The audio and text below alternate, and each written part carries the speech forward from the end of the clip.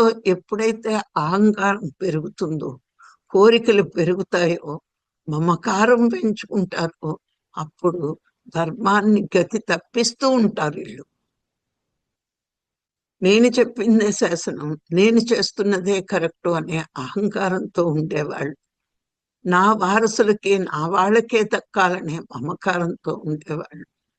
నా బిడ్డలే ఉత్తములుగా, రాజులుగా, చక్రవర్తిగా ఏలాలనుకునే కోరిక.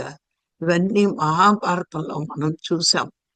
ఇదంతా తప్పు, అధర్మపరమైన పనులు చేస్తే చివరకు మిగిలేది అశాంతి, దుఃఖమే అని మనం మన ముందు జరుగుతున్న తరాల్లో జరుగుతున్న ఇతిహాసాల ద్వారా మనం తెలుసుకున్నా, నేటి మానవులకి జ్ఞానం లేక ఇంకా అధర్మంగా, మరి ఇంకా అహంకారంతో, మమకారంతో, కోరికలతో మునిగి దుఃఖంలో ఉంటున్న వాళ్ళకి ఈ దుఃఖాలకి మూలం కోరికలు.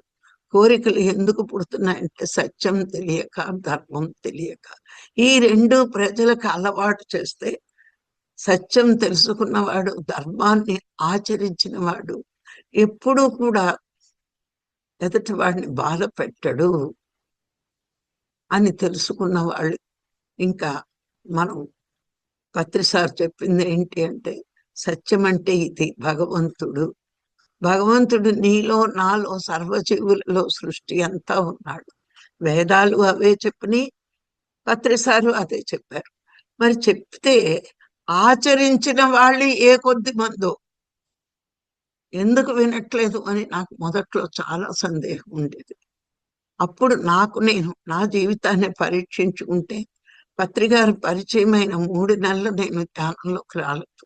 అంటే ధ్యానం దగ్గరికి, ఒక సద్గురువు దగ్గరికి రావడానికి కూడా అర్హత ఉండాలి, కర్మ పరిపక్వత్వం అవ్వాలి, ఎంతో పుణ్యకర్మలు ఉంటే కానీ భగవంతుడి గురించి తెలుసుకునే అర్హత అందరికీ రాదు. ఎంతవరకు భగవంతుడి గురించి తెలుసుకోమో అంతవరకు మానవ జీవితం దుఃఖంలో ఉంటుంది. ఇంత తెలివి ఉన్నా, ఎంత డబ్బున్నా, ఎన్ని పదవులు ఉన్నా వాళ్ళ జీవితం దుఃఖంలోనే ఉంటుంది. గమనించండి, భూమి మీద సాధన లేని వాళ్ళంతా కూడా వేదనలోనే ఉన్నారు. జ్ఞానం లేని వాళ్ళంతా కూడా దుఃఖంలోనే ఉన్నారు. ఎందుకు అంటే పోతుందనే భయం, ఇది సంపాదించాలి అనే ఆత్రత, కోరిక, ఈ రెండే